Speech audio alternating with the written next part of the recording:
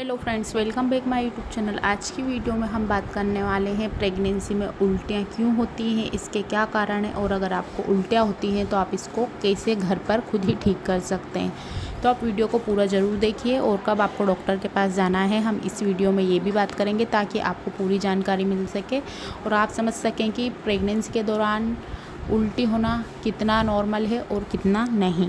अब हम इसके कुछ कारण जान लेते हैं जो बिल्कुल नॉर्मल है। प्रेगनेंसी के दौरान शुरुआती 3 महीने तक महिला को उल्टी होती है और कुछ महिलाओं को सिर्फ उबकाई आती है, यानी कि जो मुंह का स्वाद है वो बिगड़ जाता है, बिगड़ा हुआ महसूस होता है, जैसे पानी कड़वा लगा, खाने का मन नहीं किया, खाना बिल्कुल अच्छा नहीं लग रहा है, खाने में स्वाद नहीं आता है, जैसे ही कुछ खाते हैं, पानी पीते हैं या कुछ भी खाते हैं तुरंत उल्टी होने लगती है।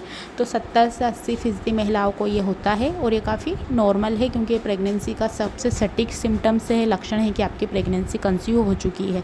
अब इसके साथ ही कुछ महिलाओं को पूरे 9 महीने तक भी उल्टी होती है और वहीं कुछ महिला को 3 महीने तक होती है, उसके बाद धीरे धीरे ये खुद ही बंद हो जाती है क्योंकि उसके बाद काफ़ी स्ट्रॉन्ग तरीके से बच्चे का निर्माण हो चुका रहता है और शरीर खुद ही ठीक हो जाता है। अब हम बात करते हैं फर्स्ट हार्मोनल बदलाव।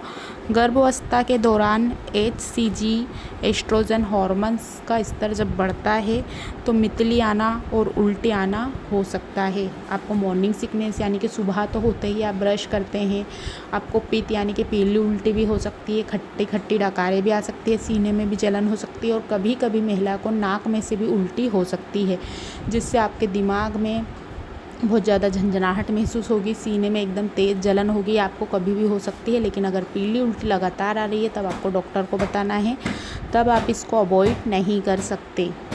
जो नॉर्मल उल्टी होती है तो प्रेगनेंसी के दौरान आपको हो सकती है, लेकिन बहुत ज़्यादा हो रही है, बार बार हो रही है, तब डॉक्टर को बताइए। सेकंड बात करते हैं कुछ चीज़ों को लेकर, जैसे आपको कुछ चीज़ों का स्वाद पसंद नहीं आया, कुछ खाने का मन नहीं किया, तब भी आप खाए तब भी उल्टी हो सकती है। तो आपको जो चीज़ें पसंद नहीं हैं आपको वो तो खाना ही नहीं है और जिन चीज़ों में से तेज़ गंध आती है उन चीज़ों से भी परहेज करें, उन चीज़ों को भी ना खाएं और तेज़ गंध वाली जगहों पर ना जाएं। इससे भी आपका जो एस्ट्रोजन का लेवल तो बढ़ा हुआ रहता है, उल्टी होती है और डाइजेशन सिस्टम ख़राब होने का डर रहता है क्योंकि जैसे जैसे उल्टी होती है आपके पेट में तेज़ खिंचाव होता है, पेट दर्द होने लगता है। तो इन बातों का ध्यान ज़रूर रखिए। इसके साथ ही नेक्स्ट पॉइंट की बात करते हैं, डाइजेशन सिस्टम वीक होना यानी कि पाचन क्रिया धीमी होने से भी हार्मोन बदलाव जब होता है तो जो पाचन क्रिया है वो धीमी हो जाती है, खाना धीरे धीरे डाइजेस्ट होता है, जिससे आपको उल्टी हो सकती है, अपच हो सकती है और सीने में जलन हो सकती है। कुछ भी ऐसी प्रॉब्लम हो, ज़्यादा होती हो तो डॉक्टर को बताइए। नेक्स्ट बात करते हैं, अगर आप बहुत ज़्यादा तनाव में रहते हैं या आपको फ्लू हो चुका है या आपको फीवर आ चुका है, आपको बीमारी जैसा महसूस हो रहा है, उससे भी आप जैसे ही जो खाते हैं या पीते हैं वो डाइजेस्ट नहीं हो पाता है, इससे भी आपको उल्टी हो सकती है। तो प्रेगनेंसी के शुरुआती सिम्टम्स में तो उल्टी होंगी, लेकिन बीच में 3 महीने बाद ये ख़त्म हो जाती हैं। कुछ महिलाओं को पूरे 9 महीने तक होती हैं, वहीं कुछ महिलाओं को धीरे धीरे कभी कभार होती है। तो इस बात का ध्यान रखिए। ये भी ध्यान रखना है कि अगर आप चाय और कॉफ़ी पीते हैं और आपको बिल्कुल टेस्ट अच्छा नहीं लगता, उससे भी आपको उल्टी हो सकती है, मुंह का स्वाद बिगड़ सकता है। तो कैफ़ीन की मात्रा को सीमित रखें क्योंकि सबसे ज़्यादा कैफ़ीन चाय और कॉफ़ी में होता है, तो उसको लिमिटेड मात्रा में पीजिए। अब हम बात करते हैं कब ये गंभीर हो जाता है, कब आपको डॉक्टर के पास जाना चाहिए। तो फर्स्ट हम बात करते हैं हाइपेरेमेसिस ग्रेविड्रम। ये एक गंभीर स्थिति है जिसमें बहुत ज़्यादा आपको उल्टी होती है। ये कब होता है, जैसे डिहाइड्रेशन, इलेक्ट्रोलाइट्स असंतुलन की वजह से ये होने लगता है। तो आपको लगातार लिक्विड की मात्रा को लेना है, अच्छे फ्रूट्स खाना है, जैसे ज़्यादा जूस लेना है, पर्याप्त मात्रा में आराम करना है ताकि आपको रिलैक्स मिले। इसके साथ ही सेकेंड बात करते हैं मोलर प्रेगनेंसी।